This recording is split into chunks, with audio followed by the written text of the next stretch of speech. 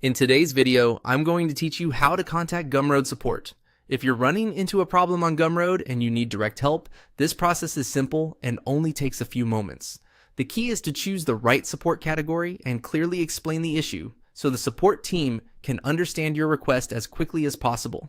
To begin, open your Gumroad dashboard and look over to the left-hand sidebar. In that menu, click on Help.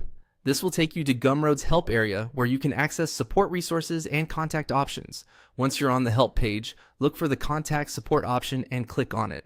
This opens the contact form that Gumroad uses for support requests. If you're not sure exactly what kind of issue you're dealing with yet, don't worry. The next section will help guide you toward the best category. On the contact form, click on the Select a Category drop-down menu. This is an important step because it helps route your message to the right team or topic area. After opening the dropdown, choose the category that best matches your problem. Try to select the most accurate option available, since that can help avoid delays and make the response more relevant to your issue. After that, move to the message field and describe your technical issue. Be as clear and specific as possible. For example, explain what you were trying to do, what happened instead, and whether the issue appears every time or only in certain situations. A concise but detailed explanation usually makes it easier for support to understand the problem and respond with useful next steps. When your message is ready, click Send Message. That submits your support request to Gumroad.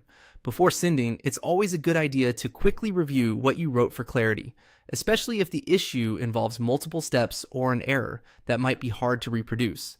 After your message has been submitted, click Close to exit the support window. At that point, your request has been sent, and you can return to the rest of your dashboard or wait for a response from the support team through the appropriate support channel. And that's it. That's how to contact Gumroad support.